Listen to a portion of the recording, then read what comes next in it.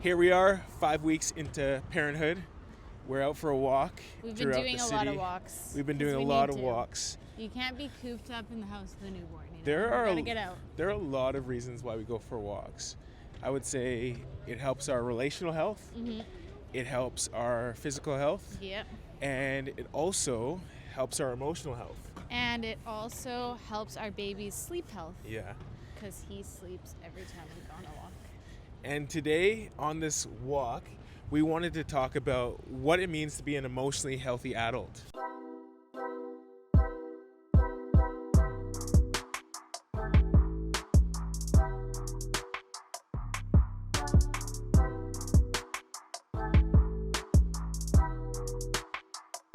I think that, as we grow up, we think about cultivating our career success, our financial health and well-being.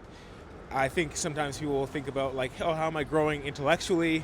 But I think it's just as important to grow emotionally as an adult. And so we want to talk about 3 signs of being an emotionally healthy adult. I also think that emotional health is not something that you can just naturally have.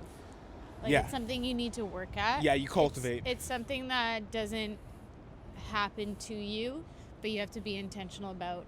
And so, we want to start that conversation. Okay, Mariah, when it comes to emotionally healthy adulthood or being an emotionally healthy adult, what first comes to mind for you? Okay, the first thing that comes to mind for me is emotionally healthy adults aren't defensive when they receive feedback. And I think there's different levels to this. There's someone giving you feedback and you right away being like, oh my gosh, that's not true, and justifying it.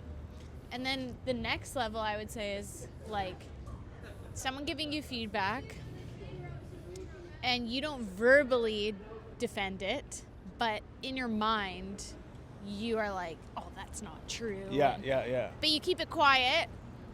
But I think the final level of emotional health is when you're truly able to receive feedback and not feel defensive in your mind or out loud. Yeah.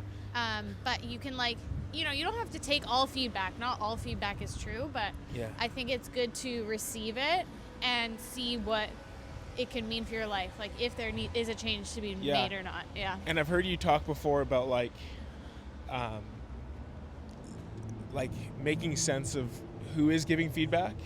Yeah. And allowing that to indicate almost how much you, I guess, sift through it. It carries. Yeah, exactly. I think of course, if your mentor and role model is giving you feedback, then that's probably pretty weighty and means something. And then if there's someone who's kind of always giving you feedback about every little thing. Yeah, who has a lot of criticism towards your life and you've experienced that often, maybe you're less likely to take their feedback to heart. Yeah, it's important to assess okay, who is this person?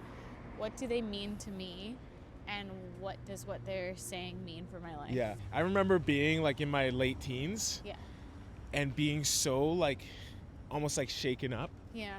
By feedback. I didn't know. I know. I always took it personally, or I thought it was a shot to my integrity or character or who I was as a person. And then I realized that there's almost gold found within feedback. Yeah. Because it's even if it's 80% true, 20% false, that's still that 8 out of 10 truth that you can apply to real self-growth and improvement. You know what I mean?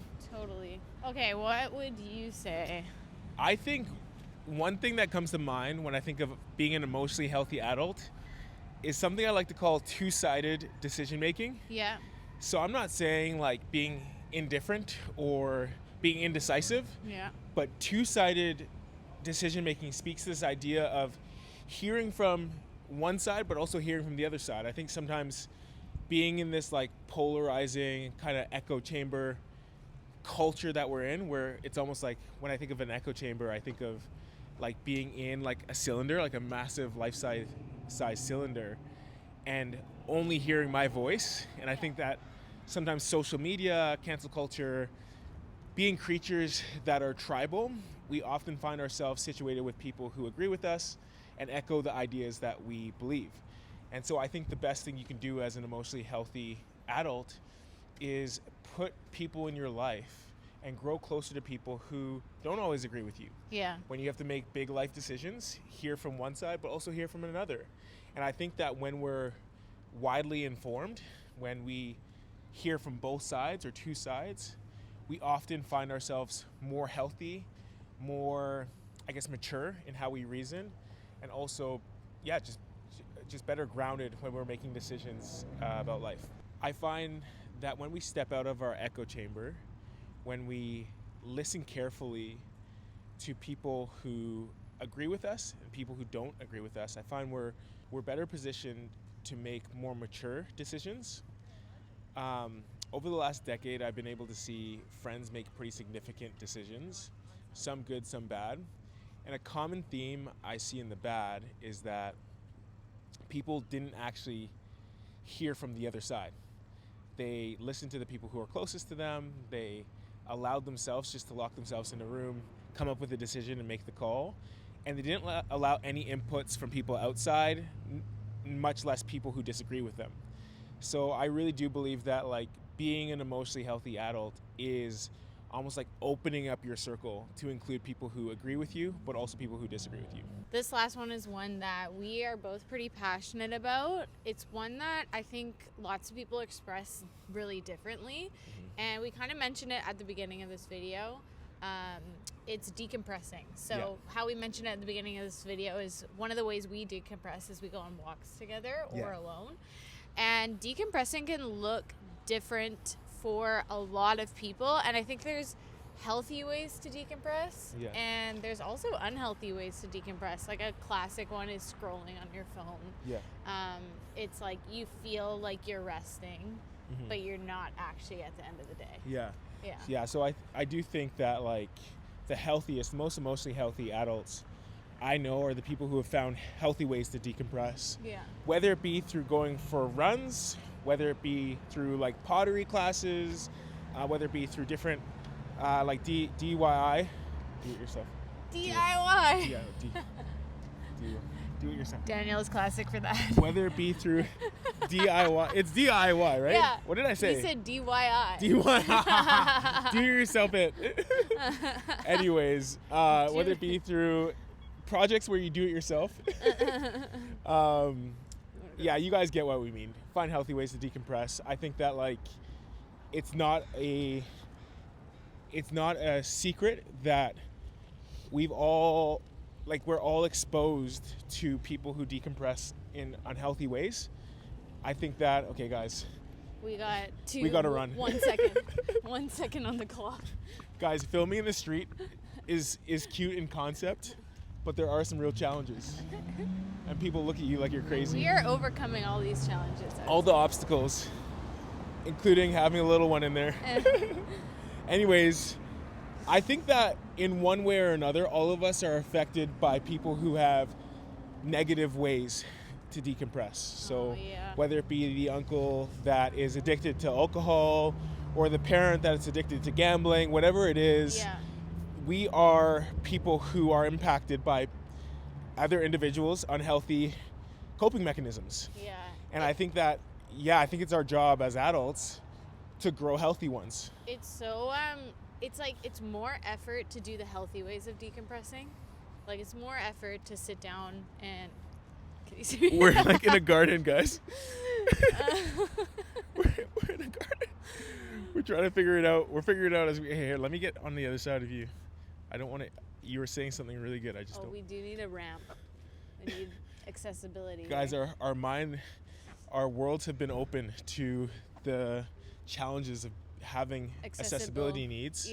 Makes us more compassionate, more considerate. Okay, so, it's more effort to decompress in healthy ways. It's more effort to sit down with your journal and like write about your day. It's more effort to go for a workout or get outside for a walk, but like you're saving yourself at the end of that because you're actually resting. You're actually processing through the things you need to process through. Whereas like for me, when I go on my phone or like I watch a TV show or whatever, those things are fine and they have a time and a place. But like often I'm just avoiding thinking about the things that I need to think about. Yeah. And I'm just kind of turning my brain off. Yeah. And like I said, of course, I'm still going to scroll on my phone. I'm still going to watch a show with you. Yeah. But I feel like when that's overtaking most of the ways that I rest, then that's when there's a problem. Yeah, and I think it's so important to note that life is hard. Like, it comes with deep grief, sadness, stress, frustration. Yeah. And all of that stuff, whether it be a small disagreement at work, Yeah. or a family member passing away, it makes us wound up. Like the stresses and frustrations of life, all that stuff makes us wound up. Yeah. And I think that decompressing is this idea of finding ways Yeah. to healthily unwind, make sense of the world, process grief Yeah. in a way that makes us healthier people from the inside out. I agree. Those are our thoughts on what it means to be an emotionally healthy adult. It's like easy to talk about, but just so hard to do in practice. Yeah. But it's one of those things that it's worth it. It's worth your time investment. It's worth your emotional investment. It's worth the hard work. Yeah. I remember bringing our son into the world. I felt like an emphasized need to become even healthier. Like, I think that we've put in a lot of work over the last decade as individuals and together to be healthy. Yeah. But we've also realized that, like,